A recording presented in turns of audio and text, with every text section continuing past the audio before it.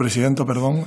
Muchas gracias al secretario de Estado por venir y también voy a decirlo por la educación y por el respeto con el que se ha dirigido a nosotros, que es algo que no podemos decir de la totalidad de sus compañeros del gobierno, que en estos últimos días hemos visto como incluso arremetían contra el acento de determinados compañeros por su procedencia territorial. Por eso me gusta remarcar la educación y el respeto con que se ha dirigido a nosotros. Después de oírle en un presupuesto que no paraba de subir en todas las partidas, me pregunto si es que tenemos un pendrive diferente, que ustedes tienen un pendrive diferente al que han dado a nosotros, a nuestro grupo parlamentario y al resto de la ciudadanía, porque si descontamos la partida extraordinaria de 10.000 millones de euros, que en concepto de préstamo, con todas las comillas del mundo, a la seguridad social, que se hace en estos presupuestos generales, este préstamo a la seguridad social, porque han ido vaciando sistemáticamente el fondo de reserva, como ya todo el mundo sabe. Si descontamos esta partida extraordinaria, nos encontramos con que el presupuesto de 2016 para empleo eran 26.600 millones de euros y el de 2017 son 25.600 millones de euros, por lo tanto son casi 1.000 millones de euros menos. O nosotros no sabemos mucho de matemáticas o ustedes van a hacer magia, porque si tienen 1.000 millones de euros menos no sabemos cómo van a ir subiendo todas las partidas como nos acaban de relatar. Ustedes persisten en la línea de contención del gasto, contención también con todas las comillas del mundo, por no decir recortes, es un eufemismo, evidentemente, que ya iniciaron en 2012, ¿no? Y en lo tocante a empleo, pues ha afectado de forma muy acusada a todas las partidas presupuestarias vinculadas a la protección social, que para eso estamos aquí. El desempleo, el gasto público de fomento de la inserción, la estabilidad laboral, la renta activa de la inserción, etcétera, etcétera. La realidad, esto suda, y esta política de contención del gasto se enmarca justo en la peor situación posible. Aumento de la desigualdad, aumento de la pobreza estructural, un paro juvenil en torno al 40% y en zonas mucho peor, por ejemplo en Canarias, donde yo vengo, está en torno al 50%, uno de cada dos jóvenes no tiene trabajo, para que nos hagamos una idea de lo que estamos hablando, y un incremento sin precedentes también de los trabajadores pobres y de las trabajadoras pobres, y un triste y largo etcétera. Tengo aquí una serie de datos, y no son datos míos, no datos que los vaya a decir yo, son datos del propio gobierno, del Instituto Nacional de Estadística, de la encuesta de condiciones de vida del 2016, para ver si entre todos pues nos da un arranque de humanidad, un ataque de humanidad y cambiamos los presupuestos. Estamos en un país en el que 1,3 millones de personas viven en hogares sin ningún ingreso. 10,2 millones de personas viven bajo el umbral de la pobreza. 13,3 millones de personas están en riesgo de exclusión social o de pobreza, que es un 22,3% de la población, con un incremento que no está descendiendo, es un incremento del 3% respecto a 2009.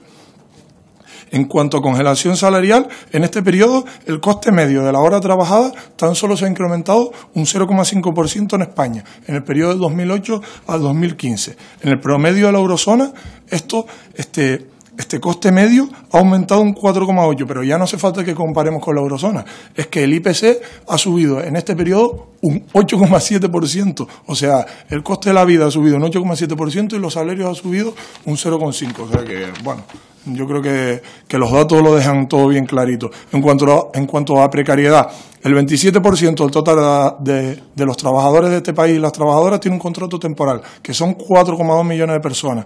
El 14,6% de los asalariados y de las asalariadas tiene un contrato a tiempo parcial. En la mayoría de los casos no deseada, por supuesto. Estamos hablando de 2,7 millones de personas. Y si hablamos de la renta media por hogar, en la serie, o sea, del 2009 al 2016, se ha reducido en 3.300 euros por cada hogar la renta que ha disminuido en este periodo. Estando así las cosas, el Gobierno nos presenta un presupuesto pues que es continuista en materia de empleo y que se enmarca dentro del cuadro general de lo que hay ahora mismo en nuestro país, a pesar de las fantasías que nos queramos hacer y de los relatos que queramos construir de recuperación y demás, que son 3: pobreza, paro y precariedad. Esto es lo que sufre la mayoría social de nuestro país, la gente trabajadora en nuestro país. Entramos en lo concreto y en las preguntas que estoy seguro que me va a responder. Prestaciones a desempleados. Resulta que el paro ha bajado, porque es verdad, el paro ha descendido 7 puntos desde el 2012. Pero da la casualidad que el presupuesto ha bajado, el presupuesto para prestaciones ha bajado un 40%. O sea, que está bien, que el paro baja un 7%, pero que el presupuesto para prestaciones baja un 40%. Y por si esto no nos valía, resulta que este año, en comparación con el año pasado, pues baja un 8,5%. Casi 1.000 millones. Casi 1.000 millones no, 1.000.500.000, para ser exacto. No parece que esto vaya a hacer que mejore mucho la vida de la gente que más lo necesita. Y mi pregunta es clara. ¿Por qué van a hacer esto? Usted comentó en su intervención que hay menos receptores de prestaciones. Y sí, es verdad, tiene razón, pero no porque encuentren un empleo digno. Esto ocurre porque es que llevan tanto tiempo en paro que pierden el derecho a recibir la prestación. Este es el problema y se quedan sin absolutamente nada. Y después, porque los que tienen el derecho cobran menos. Esta es la explicación de que se vaya a destinar menos dinero. Pero ¿por qué lo van a hacer? Con el diagnóstico social que ya hice en la intervención anterior. Pasamos a la famosa RAI, a la renta activa de inserción, a esos míseros, pero que salvan a mucha gente, que mucha gente tiene que agarrarse a eso como un clavo ardiendo, 426 euros. La partida para esta ayuda del SEPE, que perciben parados de larga duración sin ingresos, baja casi un 30% respecto a 2016. De 1.412 millones de euros pasamos a 1.075 millones. No se nos ocurre, o por lo menos a nosotros no se nos ocurre, ninguna justificación posible para el descenso de esta partida con el argumento del descenso del paro, porque se trata de un subsidio especial que solo cobran los parados de larga duración, y estos están aumentando, en concreto los mayores de 55 años.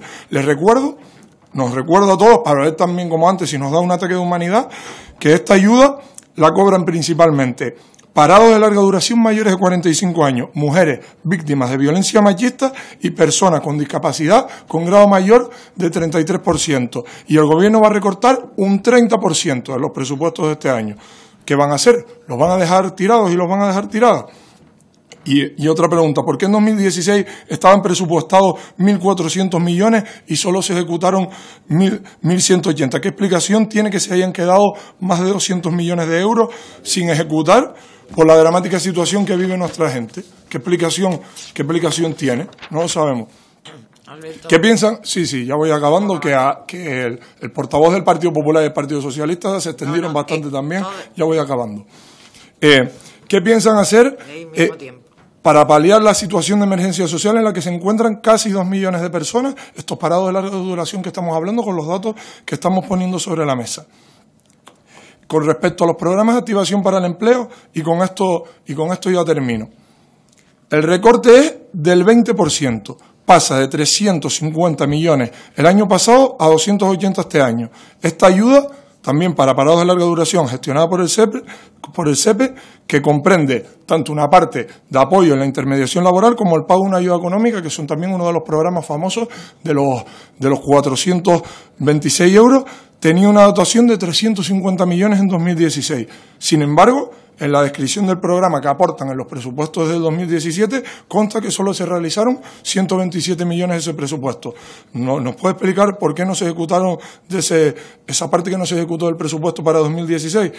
¿Y por qué la reducción del programa? ¿Y por qué reducen ese programa teniendo en cuenta que hay casi 2 millones de personas en esta situación? Y ya, para no extenderme más en el tiempo y no abusar, aunque otras portavocías sí lo han hecho, termino aquí. Muchas gracias. Gracias, Alberto. Ha superado a los dos en un minuto.